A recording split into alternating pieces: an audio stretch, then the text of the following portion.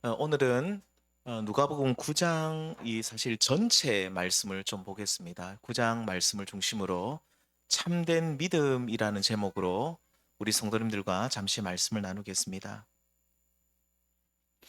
누가복음 9장 18절에 보시면 예수님께서 제자들을 향해서 다음과 같은 질문을 하십니다. 나를 따라다니는 이들이 참 많이 있는데 이 무리들, 이 사람들이 도대체 나를 누구라고 말하고 있느냐? 라고 그렇게 물어보시죠. 이 질문을 받은 제자들은 자신들이 주변에서 들은 이야기들을 쏟아내기 시작합니다.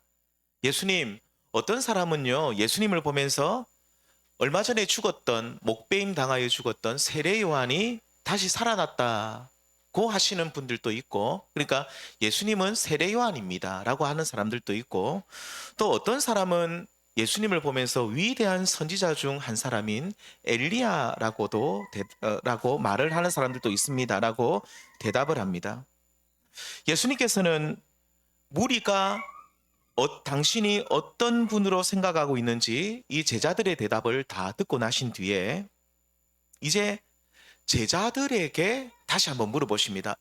무리들이 나에 대해서, 사람들이 나에 대해서 이렇게 말을 한다면 이제 너희는 나를 누구라고 하느냐? 우리 20절 말씀 잠시 커서 이쪽으로 옮겨주세요. 네, 됐습니다. 자, 20절 말씀 같이 읽어보겠습니다. 시작. 예수께서 이르시되 너희는 나를 누구라 하느냐? 베드로가 대답하여 이르되 하나님의 그리스도이시니이다 하니. 자, 예수님께서 이제 무리들이 나에 대해서 이렇게 저렇게 말하는 거 말고 도대체 그렇다면 너희는 나를 누구라고 너희는 생각하느냐? 너희의 생각을 한번 듣고 싶다는 거죠. 이 질문에 대해서 자, 만일 우리 주님께서 우리 성도님들에게 너희는 예수님이 지금 오셔가지고 너희는 나를 누구라고 하느냐라고 물어보신다면 우리 성도님들은 어떻게 대답하시겠습니까? 예수님께서는 오늘 우리 각자에게 너희는 나를 누구라고 하느냐라고 오늘도 우리에게 물어보고 계십니다. 이 질문은 피해 갈 수가 없어요.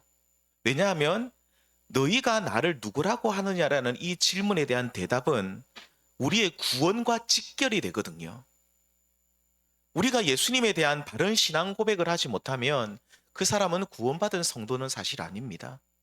좀 심하게 말씀드리면 아무리 교회에 열심히 오고 직분을 받고 헌금을 해도 예수님이 누군지에 대한 바른 신앙 고백이 없으면 그 사람은 그리스도인이 아닐 수도 있다 이 말인 것이죠. 지금 당장 생각이 나지 않는다고 한다면 집에 가셔서라도 곰곰이 한번 생각해 보십시오. 자, 베드로는 이때 예수님이 너희는 도대체 그렇다면 무리들은 그렇다고 치고 그렇다면 너희는 나를 누구라고 하느냐라는 이 질문에 대해서 수제자가 되는 베드로가 나서 가지고 대답을 합니다. 굉장히 위대한 신앙 고백을 하죠. 뭐라고 말합니까? 하나님의 그리스도이십니다. 자, 같은 사건을 기록하고 있는 마태복음 16장에 보시면 16장 16절에 우리가 잘 아는 말씀입니다. 주는 그리스도시요 살아계신 하나님의 아들이십니다. 자, 이 대답을 들으신 예수님께서는 이렇게 위대한 신앙 고백을 한 이 베드로를 향해서 바요나 시모나 네가 복이 있다. 이를 알게 하시는 이는 네가 이걸 스스로 알게 하시니 네가 스스로 이것을 머리로 깨달은 것이 아니라 바로 하나님 아버지께서 내 아버지 살아계신 하나님 아버지께서 너로 하여금 이 사실을 깨닫게 하셨고 너로 하여금 이 신앙 고백을 하게 했다라고 예수님이 칭찬을 하십니다.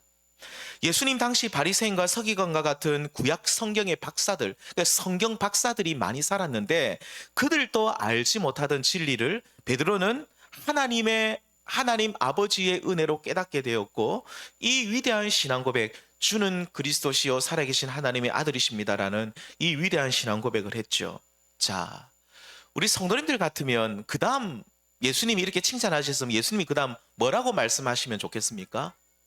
자, 너는 이 위대한 신앙 고백을 했으니 이 위대한 신앙 고백을 널리 널리 가서 전하라 라고 하시면 좋을 것 같죠. 당연히 그래야 되지 않습니까?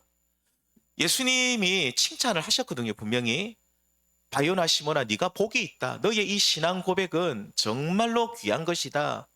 자, 그렇다면 너는 이 신앙 고백을 가지고 저기 유대 사회에 들어가 가지고 네가 속한 유대 공동체 속에 들어가서 이 진리를 예수님이 주는 그리스도시요 살아계신 하나님의 아들이십니다라는 이 사실을 만방에 선포하고 전하라 라고 하셔야 될 것 같은데, 이 신앙 고백을 하고 난 뒤에 예수님이 베드로를 향해서 뭐라고 말씀하십니까? 이 말씀 같이 읽겠습니다. 시작. 이 말을 아무에게도 이르지 말라 하시고 경고까지 하십니다. 자, 베드로의 신앙 고백은 분명히 옳은 말이고 진리임에도 불구하고, 자, 왜 경고까지 하시면서 아무에게도 말하지 말라고 하실까요? 틀린 말이 아니죠. 주는 그리스도시요 살아계신 하나님의 아들이십니다. 맞는 말씀인데 왜 이 진리의 말씀을 전하지 말라고 하시냐는 거죠. 맞는 말씀이고 진리라고 하면 전해야 되는 것이 당연한데 왜 전하지 말라고 심지어 경고까지 하십니다. 너 전하면 안 된다. 안 된다. 전하지 말라. 경고를 하시는 겁니다. 그것은 예수님이 활동하던 당시, 자, 이스라엘 백성들이 기다리고 있었던 메시아, 이스라엘 백성들은 그리스도 메시아를 기다리고 있었습니다. 그리스도를 대망하고 있었어요. 자, 그런데 그들이 기다리던 메시아는 정치적 메시아였습니다. 그러니까 예수께서 그리스도가 되시고 그리스도가 메시아란 말 똑같은 말입니다. 기름 부음 받은 자, 메시아 그리스도 같은 말입니다. 자, 그러니까 예수께서 그리스도가 되십니다. 예수는 메시아가 되십니다라는 베드로의 이 고백은 틀림없고, 또 만일 이 복음이 전파가 되면 베드로의 이 신앙 고백을 듣고 많은 유대인들이 예수님을 따라오게 될 것이지만, 그들이 믿고 따르는 예수님은 어떤 예수님일까요?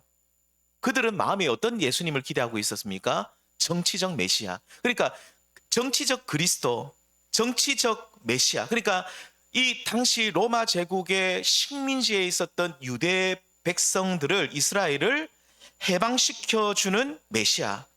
그래서 한마디로 유대인들이 고대하고 있었던 그리스도는 현세의 영웅을 기다리고 있었습니다. 난세의 영웅을 기다리고 있었다 이 말입니다. 로마 제국의 식민지가 되어서 억압받고 있는 우리들을 해방시켜주는 정치적 메시아, 영웅을 이스라엘 백성들은 계속해서 기다리고 있었죠. 자, 결국 예수님을 그리스도로 고백은 하지만 정치적 메시아로 잘못 알고 있고 또 엉뚱한 방향으로 기대하고 있는 이스라엘 백성들에게 주는 그리스도시요 살아계신 하나님의 아들이십니다라는 이 복음을 전하지 말라. 이 복음을 전했을 때 그들이 주는 그리스도가 되신다라고 그들이 믿고 따르기는 하지만, 따를 수는 있지만, 유대인들은 예수님을 그리스도를 기다리고 있었는데 그들이 기다렸던 그 메시아 그리스도는 잘못된 기대를 가지고 기다리고 있었다. 잘못된 소망을 가지고 기다리고 있었다. 그래서 그들이 예수님을 정작 그리스도라고 믿고 따른다고 할지라도 그들은 정치적 메시아로 예수님을 따리 다닐 것이기 때문에 이 진리의 복음을 전하지 말라고 하셨다 이 말입니다. 자, 그런데 예수님께서 이제 이렇게 이 복음을 전하지 말라라고 경고하시고 난 뒤에 이제 경고를 넘어서 분노하신 사건이 나옵니다. 그것이 또 9장에, 오늘 9장 말씀만 가지고 말씀드렸는데 9장에 보면 또 나오는데, 9장 37절 말씀부터 보시면 귀신 들려서 날마다 경련을 일으키고 자기 몸을 몹시 상하게 하는 외아들을 둔 아버지가 예수님을 찾아오죠. 귀신이 들렸는데 자꾸 자기 몸을 상하게 합니다. 자해를 하는 거죠. 얼마나 아버지가 볼 때 마음이 아프겠어요. 이 아들이라고 하나 있는 아들이 밤마다 비명을 지르고 고성을 지를 뿐만 아니라 어떤 도구를 사용하는지 아니면 자기 스스로 어떻게 하는지 몰라도 막 자기 몸을 막 피를 흘리게 하고 몸을 막 상하게 하니까 아버지가 볼 때 이 아들이 너무너무 안타까운 거예요. 너무너무 불쌍한 거예요. 그래서 이 외아들을 둔 아버지가 예수님을 찾아왔는데 왜 찾아왔습니까? 내용은 이렇습니다. 예수님, 제가요, 우리 지금 귀신 들린 우리 이 외아들, 이 불쌍한 아들을 우리 좀 고쳐달라고 예수님의 제자들에게 제가 찾아왔는데 이들이 귀신을 능히 쫓아내지 못하고 있습니다. 안절부절하지 못하고 쩔쩔매고 있습니다. 라고 불평을 하면서 예수님께로 데려왔습니다. 그러니까 무슨 말입니까? 예수님, 우리 아들이 낫고 싶어서 예수님의 제자들을 찾아왔는데 제자들이 능력이 없어서 쫓아내지 못했습니다. 그러니 예수님 당신이 좀 이 문제를 해결해 주십시오. 라고 했을 때 이때 예수님이 어떻게 하십니까? 더러운 귀신을 꾸짖으시고 이 더러운 귀신아 나가라! 라고 하시고 외아들을 낫게 하시죠. 자, 그러면서 예수님께서 이제 아까는 경고하셨죠? 이 말씀을 너희들이 이 복음을 전하지 말라고 경고하셨고 이번에는 예수님이 분노하십니다. 예수님이 때로는 분노하실 때가 있습니다. 굉장히 예수님이 분노하시면서 뭐라고 말씀합니까? 9장 41절에 보면 이렇게 말합니다. 믿음이 없고 패역한 세대여 내가 얼마나 너희와 함께 있으며 너희에게 참으리요. 예수님이 지금 참고 계신다는 겁니다. 이 예수님이 이 모습을 보니까 너무 믿음이 없는 거예요. 이것은 예수님이 안타까움을 넘어서 지금 분노하시는 겁니다. 성도님들, 제가 물어보겠습니다. 예수님이 자 보십시오. 귀신 들린 외아들을 데리고 왔습니다. 그 아버지가. 그리고 제자들이 쫙 있고 그 뒤에는 또 무리들이 막 있어요. 자, 그렇다면 믿음이 없고 패역한 세대야 라고 예수님이 꾸짖으시고 막 분노하셨는데 누구를 향해서 이렇게 하시고 있습니까? 귀신을 쫓아내지 못하는 제자들입니까? 지금 제자들만 꾸짖으시는 것이었다면 예수님은 제자들을 꾸짖으실 때 너희는이라는 단어를 항상 쓰십니다. 그래서 믿음이 없고 패역한 너희여라고 예수님이 말씀하셨을 거예요. 제자들만 말씀하는 게 아니에요. 이 제너레이션 세대라는 말을 쓰는 것은 여기에 모여 있는 모든 사람을 다 말합니다. 누구를 말로 할까요? 지금 병든 아들을 데리고 온 아버지 플러스 또 더해서 그 아들을 고치지 못해서 안절부절하고 있는 제자들, 또 이 광경을 이렇게 지켜보고 있는 수많은 무리들까지, 유대인들이죠. 유대인 무리들까지 모두가 믿음이 없고 패역한 세대라는 겁니다. 우리 예수님이 굉장히 온유하신 분인데 때로는 분노하실 때가 있었거든요. 이 너무너무 안타까운데 안타까움을 넘어서 이제 막 화가 나시는 거예요. 예수님이 믿음이 없고 패역한 거예요. 자, 결국 누가복음 9장에 나온 제자들, 유대인들, 귀신 들린 외아들을 둔 아버지까지 모두가 믿음이 없고 패역한 세대라는 건데 여기까지 정리해보면 이렇습니다. 자, 예수님에 대해서 정치적 메시아로 오해할 소지가 있는, 다시 말하면 왜곡된 믿음을 가질 수 있는 유대인들에게 예수님은 그리스도가 되신다는 복음을 전하지 말라고 경고하셨습니다. 그리고 귀신 들린 외아들을 쫓아내지 못한 사건을 두고 제자들과 그리고 모든 유대인들 향해서 너희는 믿음이 없고 패역한 세대라고 믿음 없음을 꾸짖었습니다.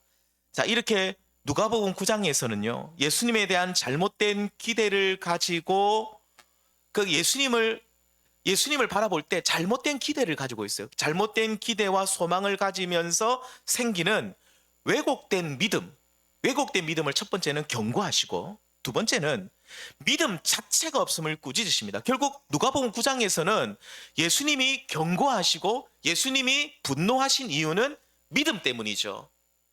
왜곡된 믿음을 가질 수 있는 무리들 때문에 너희는 복음을 전하지 말라라고 경고하시고 예수는 그리스도가 되신다는 사실을 말하지 말라고 하셨고, 그리고 예수님을 향한 믿음이 전혀 없는 그 세대를, 유대인들을 보면서 예수님은 또 분노하셨습니다. 결국 믿음의 문제입니다. 왜곡된 믿음 또는 믿음이 없는 것에 대한 예수님의 경고와 분노인 것이죠.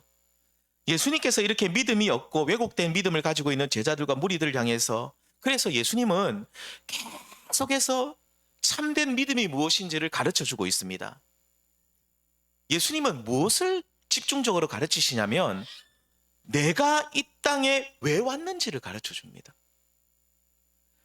그리고 내가 이 땅에 왜 왔는지, 내가 누구인지를 가르쳐 주시는데, 그래서 내가 이 땅에 왜 왔는지를 너희들이 알면 참된 믿음을 가질 수 있다는 거죠.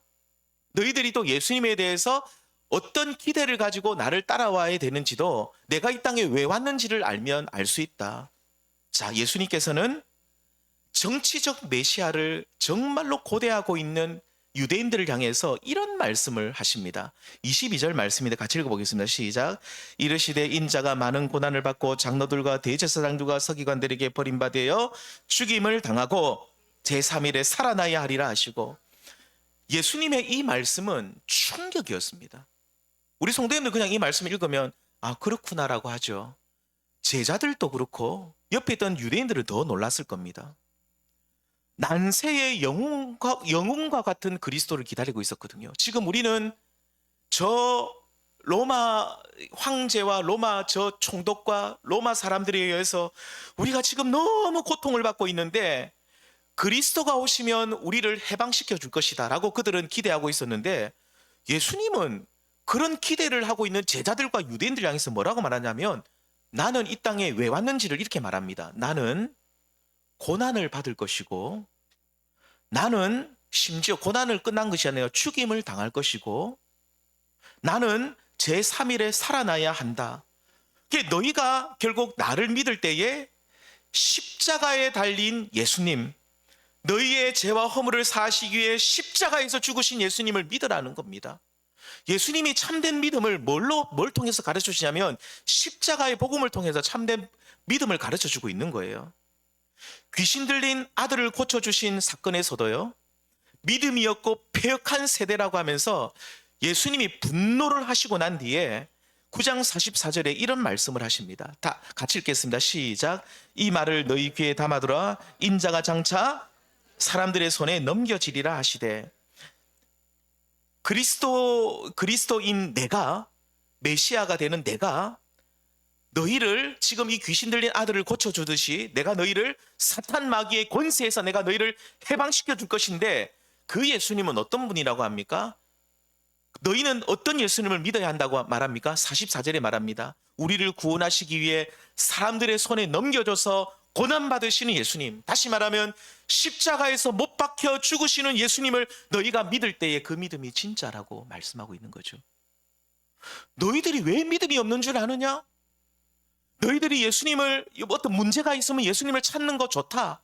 너희들이 고난이 찾아왔을 때 예수님을 따라다니면서 이 문제를 해결해 달라고 쫓아오는 것도 좋다. 그런데 너희의 마음 중심, 너희의 믿음 중심에 십자가가 없다. 내가 이제 사람들의 손에 넘겨져서 십자가에서 죽고 너희 죄 때문에 못 박혀 죽을 것인데 이 십자가의 복음이 너희 속에 없다. 이 십자가의 진리가 너희 속에 없다. 그러니 너희 믿음은 가짜라는 겁니다. 그런데 참으로 안타깝게도 예수님께서 이렇게 참된 믿음은 십자가에 달린 나를 믿는 것이라고, 너희 죄 때문에 죽은 나를 믿는 것이라고 가르쳤지만, 예수님이 그렇게 가르쳤는데 유대인들은 여전히 누구를 기다리고 있었습니까? 정치적 메시아를 계속 기다렸습니다. 그래서 예수님이 대제사장이 보낸 군졸들에 의해서, 로마 병사들에 의해서 힘없이 잡히시고 고난받으실 때 우리 성도님들, 제자들이 왜 예수님을 떠나갔습니까? 왜 예수님을 그렇게 환호하고 따라다니던 무리들이 다 뿔뿔이 흩어졌습니까? 그들이 기대했던 예수님이 아니거든요. 자꾸 말씀드리지만 그들은 예수님이 난세의 영웅이라고 생각했어요. 예수님이 우리를 이 억압받는 로마 백성들에게, 로마 제국에서 우리를 풀어주시고 해방시켜주는 정치적 메시아로 기대했는데, 예수님이 힘없이 잡히시고, 예수님이 맥없이 사람들에게 고난받으시고, 예수님이 로마 병사들에 의해서 핍박받으시고 조롱받으시는 그 모습을 보면서 도대체 이게 뭐냐는 겁니다. 예수님은 굉장히 마음에 그 아픔을 느끼시고, 그래서 아까도 말씀드렸지만 믿음이 없고 패역한 세대예요. 근데 이 믿음 없던 이 모습, 그리고 잘못된 기대를 가지고 있었던 예수님에 대한 잘못된 기대가 고쳐지지 않고 끝까지 가고, 예수님이 십자가에, 예수님이 사람들에 의해 잡히시기 전까지 계속 그렇게 가지고 있다가 예수님이 딱 사로잡히니까, 사람들에게 힘없이 잡히니까, 아, 우리가 기대했던 예수님이 아니네, 다 도망쳐버리는 겁니다. 우리 성도님들, 오늘날 왜 예수님을 믿다가 사람들이 실족하는지 아십니까? 잘못된 기대를 가지고 예수님을 따라다니거든요. 십자가에서 내 죄 때문에 죽으신 예수님, 나를 구원하시기 위해서 이 땅에 오신 예수님을 믿는 것이 아니라 내가 가지고 있는 어떤 문제만 해결해 주시는 예수님을 믿는 사람들은 내 문제가 해결 안 되면 믿음을 저버립니다. 내 어떤 욕망이 있어요. 예수님을 따라다닐 때 이 욕망이 채워지지 않으면 그냥 예수님은 살아계신 분이 아니구나. 하나님의 아들이 아니시구나. 에이, 내가 왜 교회 다녀? 믿음을 저버립니다. 우리가 예수님을 따라다니는 내 속의 동기와 목적을 계속 점검해 보셔야 됩니다. 아까도 처음 말씀드렸지만 너희는 나를 누구라고 하느냐? 너희는 예수님을 어떻게 믿느냐? 자꾸 물어봐야 됩니다. 성도님들, 오늘날 교회가요, 정치 참여를 해야 되느냐? 요즘 제가 이 깊은 얘기는 안 하겠습니다. 지금 아시죠? 지금 우리나라 굉장히 혼란스러운데 지금 완전히 분열되어 있습니다. 이 나라가. 정치 참여를 해야 되느냐 말아야 되느냐 이 문제로 다툼이 많습니다. 그리고 많은 분들이 예수님 당시 이 제자들과 유대인들처럼 예수님을 정치적 메시아로 생각하는 분들이 있어요. 굉장히 위험한 생각입니다. 그래서 예수님이 이 어려운 정치적 문제를 해결해 주시고 풀어주시기를 기대하는데, 자, 물론 예수님께서는 우리가 살아가는 이 현실의 문제, 우리가 살아가는 이 땅의 문제에 대해서 관심이 많으시고 이 역사를 주관해 가시고 그리고 이 땅에 우리가 일어나는 이 어려운 문제들도 해결해 주시는 분이면 맞습니다. 하지만 우선순위라는 게 있죠. 우리가 예수님을 믿는다고 할 때는 그 예수님은 정치적 메시아 혹은 나의 현실적인 문제만 해결해 주시는 해결사 그리스도가 아닙니다. 우리는 오직 십자가에 달린 예수 그리스도를 믿어야 하는 줄 믿습니다. 그리고 우리가 가장 심각하게 여겨야 하는 문제는 현실의 어려움과 문제가 아니라 우리가 정말로 심각하고 고민해야 되는 문제는 뭡니까? 나의 죄 문제입니다. 하나님을 배반하고 하나님과 함께 살지 못하고 내 마음과 내 고집대로 살아가고 있는 나의 죄와 허물이 가장 큰 문제임을 자각하고 날 위해 나의 죄 때문에 십자가 지신 예수님을 우리가 믿어야 한다는 것이죠. 우리는 이 땅에서 일어나는 많은 문제들을 심각하게 여깁니다. 우리의 건강의 문제, 사업의 문제, 물질의 문제, 자녀들의 문제 정말로 크죠. 그런데 정작 내가 하나님의 말씀대로 살지 못하고 내 속에 끊임없이 주님을 배반하고 원망하고 내 속에 하나님께 범죄하고 있는 나의 이 타락한 나의 이 모습 때문에 얼마나 우리가 애통하고 있냐는 겁니다. 우리는 여기에 대해서 심각하게 우리는 생각하지 않죠. 이렇게 우리에게 이런 믿음이 십자가를 지신 예수님을 믿는 이 믿음이 우리 중심에 있지 못하면 사실 다른 모든 것들은 헛된 것들이 되어버립니다. 날 위해 십자가에서 죽으신 예수님 외에 엉뚱한 데 관심만 두는 분들은 진정한 믿음을 가지신 분이 아니라고 말씀드릴 수 있다, 이 말이죠. 예수님께서 날 위해 십자가에 죽으신 것을 생각할 때마다 가슴이 메어오고, 이제 우리 주님이 나를 위해 십자가에 죽으셨는데 내가 주님을 위해서 어떻게 살아야 할까 고민하는 사람, 그리고 내가 말씀대로 100% 살지는 못해도 내가 이제부터 주님을 위해서 어떻게 살아야 할지 고민할 수 있는 사람이 진짜 믿음을 가진 사람인 줄 믿습니다. 예수님께서 나의 사업을 번창하게 하셨고, 예수님이 나의 질병을 낫게 하셨어, 예수님이 내 이런 문제를 해결해 주셔서, 이런 현실적인 문제를 해결하시는 예수님은 맞는데 그런데 이렇게 현실적인 문제만 크게 보고 문제 해결사 예수님만 믿는 사람은 다시 말씀드리지만 진짜 믿음을 가진 사람이 아닙니다. 그것은 나중에 우리가 따라오는 것들이고, 그래서 우리가 만일 예수님 당시 그 예수님을 따라다니는 사람들은 예수님을 어떤 예수님으로 기대했다고요? 정치적 메시아, 정치적인 문제를 해결해 주시고, 두 번째, 그들은 어떤 예수님을 믿었습니까? 기적을 베푸는 예수님, 우리에게 먹을 것 주는 예수님, 우리의 문제를 해결해 주는 예수님, 그런 예수님만 따라다녔던 그 세대를 보시면서 예수님은 믿음이 없고 패역한 세대라고 꾸짖으셨죠. 자, 그렇다면 예수님은 오늘 우리에게 어떤 믿음을 찾으실까요? 다시 한번 말씀드리지만 하나님 앞에서 나의 죄와 허물이 얼마나 심각한지를 깨닫고 그 앞에서 자복하고 회개하고 날 위해 십자가 지신 예수님께로 나와 엎드리는 사람, 바로 이러한 사람이 참된 믿음을 가진 사람인 줄 믿습니다. 우리 찬양 같이 한번 볼까요? 예수 나를 위하여 십자가를 지되 세상 죄를 지시고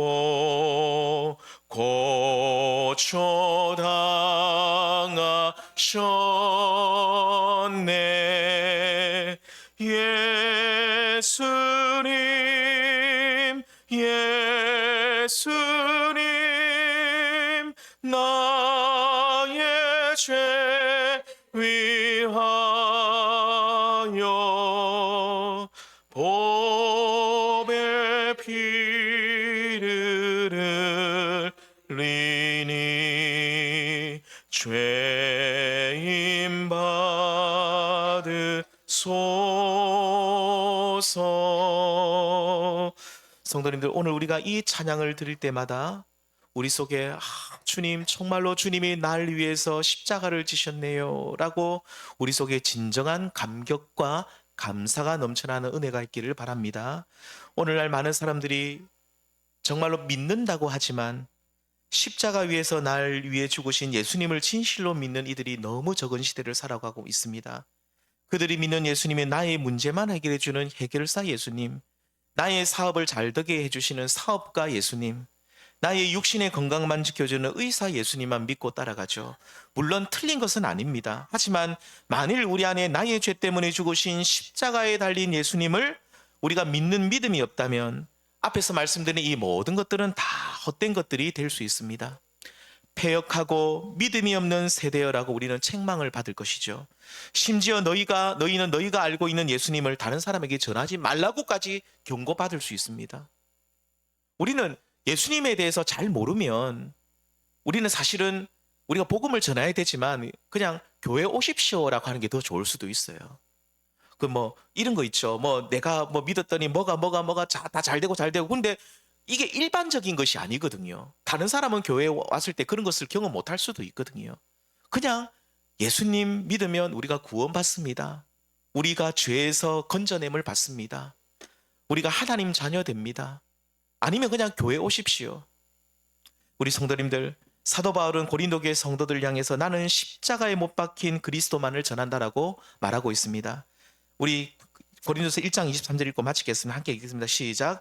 우리는 십자가에 못 박힌 그리스도를 전하니 유대인에게는 거리끼는 것이요 이방인에게는 미련한 것이로되. 자, 유대인들은 십자가를 굉장히 거리낀다는 것은 부끄러워했다 이 말입니다. 굉장히 십자가에 달린 예수님을 부끄러워했습니다. 또 지혜를 찾는 이방인들에게는 예수님의 십자가의 복음은 미련하게 보이는 것이었습니다. 하지만 사도 바울은 이런 분위기 속에서도 나의 죄와 허물 때문에 십자가에 못 박히신 예수님을 내가 믿고 오직 십자가에 못 박힌 그리스도만을 내가 전하겠다라고 다짐을 하고 있죠. 나의 죄와 허물 때문에 십자가에 못 박힌 예수님을 믿지 않고 이를 전하지 않으면 다른 어떤 것도 소용이 없기 때문입니다. 여기 계신 저와 우리 모든 성도님들께서는 이 시간 눈을 들어 나 때문에 십자가에 못 박혀 죽으신 예수님을 다 함께 바라보기를 바랍니다. 이렇게 십자가의 예수님을 진실로 믿을 때에 우리에게 구원의 은혜가 임하고 또한 오늘 우리를 괴롭히는 모든 인생의 문제 또한 우리 주님이 해결해 줄 줄 믿습니다.